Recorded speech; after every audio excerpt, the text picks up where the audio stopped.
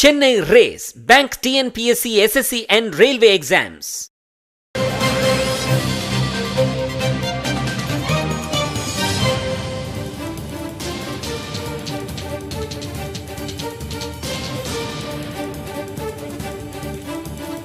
அண்மை செய்தி. டிஎன்பிஎஸ்சி தேர்வில் புதிய மாற்றங்கள் தற்போது அறிவிக்கப்பட்டிருக்கின்றன. தேர்வு குறித்த அனைத்து நடைமுறைகளும் முடிந்த பிறகு தேர்வர்களின் விவரங்கள் இணையதளத்தில் வெளியிடப்படும் என்று தெரிவிக்கப்பட்டிருக்கிறது. முன்னதாக குரூப் 4 தேர்வில் முறைகேடு நடைபெற்றது அம்பலமானது. அதனைத் தொடர்ந்து குரூப் 2A தேர்விலும் முறைகேடுகள் நடைபெற்றது என்ற குற்றச்சாட்டை தொடர்ந்து அது தொடர்பாகவும் விசாரணை நடைபெற்றது. 20க்கும் மேற்பட்டவர்கள் இந்த விவகாரம் தொடர்பாக கைது செய்யப்பட்டுள்ளனர். காவலர் சித்தாண்டி, இடைத்தரகர் ஜெயக்குமார் என்று பல்வேறு தரப்பினரும் கைது செய்யப்பட்டு தற்போது அவர்களிடம் விசாரணையை சிபிசிஐடி தொடர்ந்து வரும் இந்த நிலையில் டிஎன்பிஎஸ்சி தேர்வில் புதிய மாற்றங்கள் தற்போது அறிவிக்கப்பட்டிருக்கின்றன. அண்மை செய்தியாக பார்க்கிறோம். கட்டணம் செலுத்தி விடைத்தாள் நகலை தேர்வர்கள் பெறும் வாய்ப்பு வழங்கப்படும் என்றும் தெரிவிக்கப்பட்டிருக்கிறது. தமிழ்நாடு அரசு பணியாளர் தேர்வாணையம் தரப்பிலிருந்து பல்வேறு மாற்றங்கள் தற்போது அறிவிக்கப்பட்டிருக்கின்றன. அதனை நாம் தற்போது பார்க்கலாம். கூடுதல் விவரங்களை வழங்குவதற்காக செய்தியாளர் அபிநயா இணைந்திருக்கிறார். அவரோடு பேசலாம். அபிநயா, தமிழ்நாடு அரசு பணியாளர் தேர்வாணையம் தரப்பிலிருந்து என்னென்ன மாற்றங்கள் தற்போது கொண்டு வரப்பட்டிருக்கு? விரிவா சொல்லுங்க. வேதவள்ளி, டிஎன்பிஎஸ்சி நடத்திய பெரும்பாலான தேர்வுகளினுடைய அந்த நம்பகத்தன்மை என்பது குறைந்திருக்கிறது. இந்த குரூப் 4 மற்றும் குரூப் 2A தேர்வு முறைகேடுகள் வெளிவந்ததன் பிறகு அது சார்ந்த சீர்திருத்தங்கள் குறித்து முடிவு செய்யப்பட்டு விரைவில் அறிவிக்கப்படும் என டிஎன்பிஎஸ்சி ஏற்கனவே அறிவித்திருந்தது. அதன் தொடர்ச்சியாக தற்போது சில முக்கியமான சீர்திருத்தங்களை கொண்டு வந்திருக்கிறார்கள். அதில் புதிய மாற்றமாக 3 விஷயங்களை செய்திருக்கிறார்கள். அதில் என்னவென்றால், ஒவ்வொரு தேர்வு நடைமுறைகளும் முழுமையாக நிறைவடைந்த பிறகு அந்த தேர்வில் தேர்ச்சி பெற்றவர்கள் ஒவ்வொருவருடைய விவரமும் அனைத்து விவரங்களும் இணையதளத்தில் வெளியிடப்படும் என்று டிஎன்பிஎஸ்சி அறிவித்திருக்கிறது. அதன் தொடக்கமாக தற்போது 181 பணியிடங்களுக்காக நடத்தப்பட்ட 2019 குரூப் 1 தேர்வில் தேர்ச்சி பெற்ற 181 தேர்வர்களின் அனைத்து விவரங்களும் இணையதளத்தில் வெளியிடப்படும் என அறிவித்திருக்கிறார்கள். அடுத்ததாக, தேர்வு நடவடிக்கைகள் அனைத்துமே முடிவடைந்த பிறகு அவர்களுடைய எழுத்து தேர்வு OMR தாள் என்பது இணையதளத்தில், அதாவது டிஎன்பிஎஸ்சிக்கு விண்ணப்பித்து அதனுடைய நகலை தேர்வர்கள் பெற முடியும் என்று அறிவித்திருக்கிறார்கள். அதற்கான உரிய கட்டணம் எவ்வளவு என்பது அறிவிக்கப்படும். அந்த கட்டணத்தை செலுத்தி தங்களுடைய OMR தாள், அதாவது விடைத்தாளை பெற முடியும் என்று டிஎன்பிஎஸ்சி அறிவித்திருக்கிறது. இந்த நடைமுறை ஏப்ரல் 1ஆம் தேதி முதல் நடைமுறைப்படுத்தப்படும் என்றும் டிஎன்பிஎஸ்சி அறிவித்திருக்கிறது. மேலும் மற்றொரு விஷயமாக, கலந்தாய்வு மூலமாக பணியிடங்கள் நிரப்பப்படுகின்றன. ஒவ்வொரு பணியிடத்தையுமே அவர்கள் தேர்வு எழுதிய பிறகு எந்த பகுதியில் அவர்களுடைய அந்த இடம் என்பதை தேர்வு செய்கிறார்கள் என்பது கலந்தாய்வு மூலமாகத்தான் முடிவு செய்யப்படுகிறது. இப்படி கலந்தாய்வு நடைபெறும் நாட்களில் அந்தந்த நாளுடைய இறுதியில் துறை வாரியாகவும் மாவட்ட வாரியாகவும் இடஒதுக்கீடு வாரியாகவும் நிரப்பப்பட்ட இடங்கள் மற்றும் காலி இடங்களுடைய விவரங்கள் தேர்வாணையத்துடைய இணையதளத்தில் வெளியிடப்படும் என்று டிஎன்பிஎஸ்சி அறிவித்திருக்கிறது. இந்த முறையும் ஏப்ரல் 1ஆம் தேதி முதல் நடைமுறைப்படுத்தப்படும் என்று கூறியிருக்கிறார்கள். அடுத்ததாக, தேர்வு மைய ஒதுக்கீடு. இந்த குரூப் 4 குரூப் 2A இந்த 2 தேர்வுகளிலுமே ஒரே தேர்வு மையத்தில் தேர்வர்கள் தாமாக தேர்வு செய்து அந்த மையத்தை தேர்வு செய்து இந்த முறைகேட்டில் ஈடுபட்டிருக்கிறார்கள் என்பது தெரிய வந்திருக்கிறது. எனவே இது ஒரு முக்கியமான ஒரு மாற்றமாக டிஎன்பிஎஸ்சி கருதுகிறது. அதன் அடிப்படையில் இனி தேர்வர்கள் அவர்கள் தாங்கள் எழுதக்கூடிய தேர்வு மையத்தை தேர்வு செய்ய முடியாது.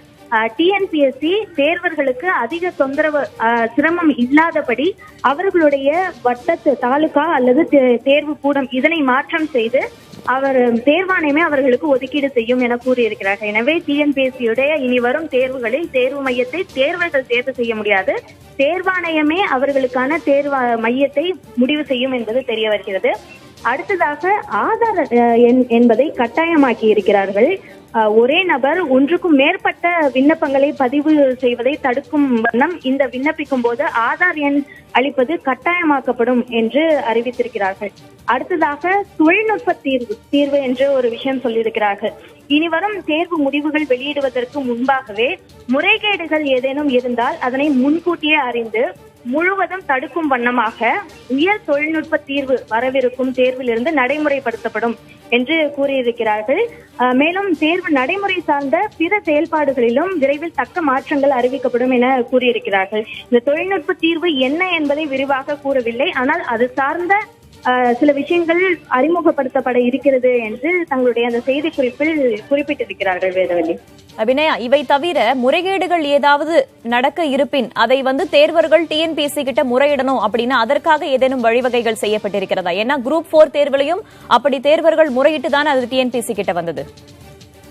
அதாவது இப்பொழுது செய்யப்பட்டிருக்கக்கூடிய இந்த சீர்திருத்தங்கள் என்னவென்றால், தேர்வு நடப்பது, அதாவது முறைகேடு நடப்பதற்கு முன்பாகவே அது சார்ந்த விஷயங்களை தடுப்பதற்கான சீர்திருத்தங்கள் சொல்லப்பட்டிருக்கின்றன.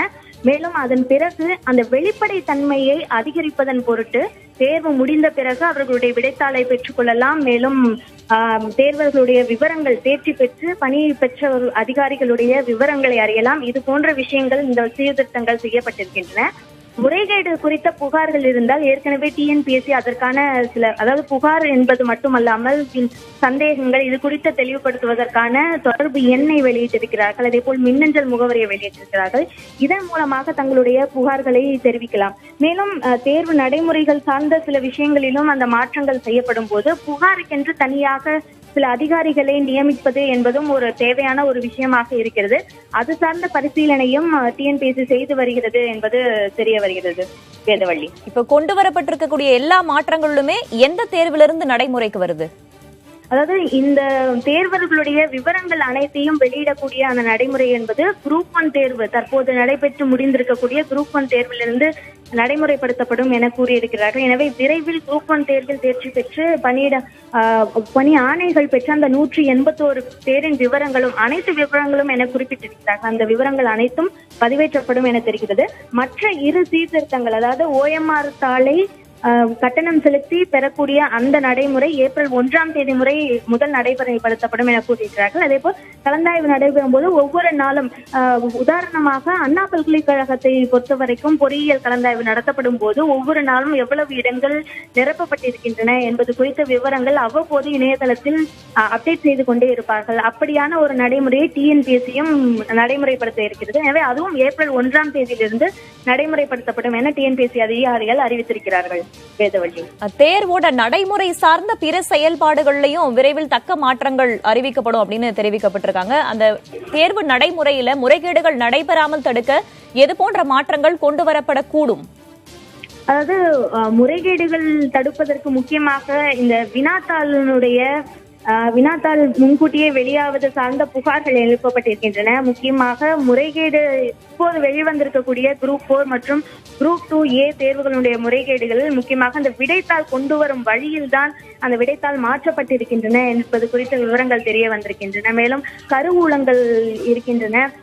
இந்த இடங்களை மாற்றம் செய்வதிலோ அல்லது போக்குவரத்தின் போது அந்த விடைத்தாள்கள் மாற்றப்படுவதை தடுப்பதற்கான விஷயங்களும், மேலும் டிஎன்பிஎஸ்சியில் இருக்கக்கூடிய கீழ்நிலை ஊழியர்கள் அவர்களுடைய அந்த கண்காணிப்பில் இந்த விடைத்தாள் பணிகள் இருப்பது, இது போன்ற விஷயங்களை மாற்றி அதற்கென்று முறையான அதிகாரிகளை நியமிப்பதோ அல்லது கூடுதலான பாதுகாப்பு விஷயங்களை கொண்டு வருதல், இது போன்ற நடைமுறைகள் இருக்கலாம். மேலும் இந்த சீர்திருத்தங்கள் அனைத்தும் ஒரே மாதிரியாக, உதாரணத்திற்கு குரூப் 4 தேர்வில் இந்த சிறப்பு மையை பயன்படுத்தினார்கள். அந்த சிறப்பு மை பயன்பாடு எதனால் பயன்படுத்தினார்கள் என்றால், ஆனால் குரூப் 2A சிறப்பு மையை பயன்படுத்தவில்லை. ஏனெனில் குரூப் 2A தேர்வின் போது அந்த விடைத்தாளில் எவ்வளவு விடைகளை குறிப்பிட்டிருக்கிறார்கள், எவ்வளவு விடைகளை குறிப்பிடவில்லை என்பதை குறிப்பதற்கான ஒரு புதிய நடைமுறை, அந்த முறைகேடை தடுப்பதற்காக அந்த புதிய நடைமுறை 2018 அறிமுகப்படுத்தப்பட்டது. அந்த நடைமுறை இல்லாத போது குரூப் 2A சிறப்பு மையை பயன்படுத்தவில்லை. அது சற்று ஒரு 20 விடைகளை மட்டும் குறித்துவிட்டு அதனை அடையாளமாக வைத்து புதிய விடைகளை குறித்திருக்கிறார்கள் என்று விசாரணையில் தெரிய வந்திருக்கிறது. ஆனால் குரூப் 4 தேர்வில் புதிய நடைமுறை அறிமுகப்படுத்தப்பட்டதன் காரணமாக சிறப்பு மையை பயன்படுத்தினார்கள். எனவே இந்த நடைமுறைகளுக்கு ஏற்றார் போன்று அந்த முறைகேட்டில் ஈடுபடுபவர்களும் புதிய முறைகளை கண்டறிகிறார்கள். எனவே அவ்வப்போது இந்த சீர்திருத்தங்கள் கொண்டு வரப்பட வேண்டும் என்ற ஒரு கோரிக்கை இருக்கிறது. எனவே அது சார்ந்த ஒரு மாற்றமும் கருத்தில் கொள்ளப்படும் என எதிர்பார்க்கப்படுகிறது. வேதவள்ளி, முறைகேடுகள் ஏதாவது இருந்தா அதனை முன்கூட்டியே அறிந்து முழுவதுமா தடுக்கும் வண்ணமா உயர் தொழில்நுட்ப தீர்வு வர இருக்கக்கூடிய தேர்விலிருந்து நடைமுறைப்படுத்தப்படும் அப்படின்னு குறிப்பிட்டிருக்காங்க. இந்த உயர் தொழில்நுட்ப தீர்வு அப்படிங்கறத எப்படி நம்ம புரிஞ்சுக்கிறது?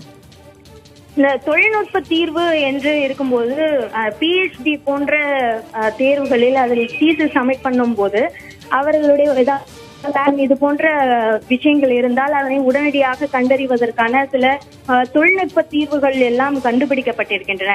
எனவே முறைகேடுகள் என்று வரும்போது அது சார்ந்த விஷயங்கள் அந்த விடைத்தாள்களில் மாற்றம் செய்யப்படுகின்றனவா அல்லது அந்த விடைத்தாள்கள் சார்ந்த விஷயங்களை உடனடியாக கணினியில் பதிவேற்றம் செய்யக்கூடிய ஒரு நடைமுறையோ இது போன்ற நடைமுறைகள் ஏதேனும் கொண்டு வரப்படலாம்.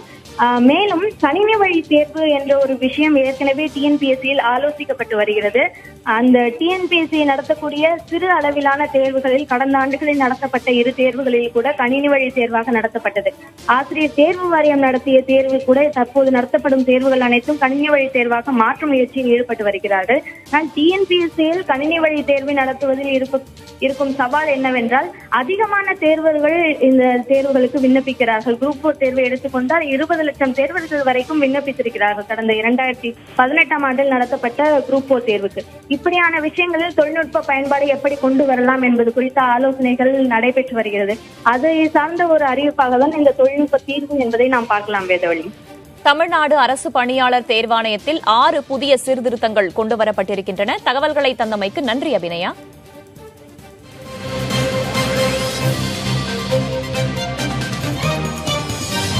Chennai Race Bank TNPSC SSC and Railway Exams.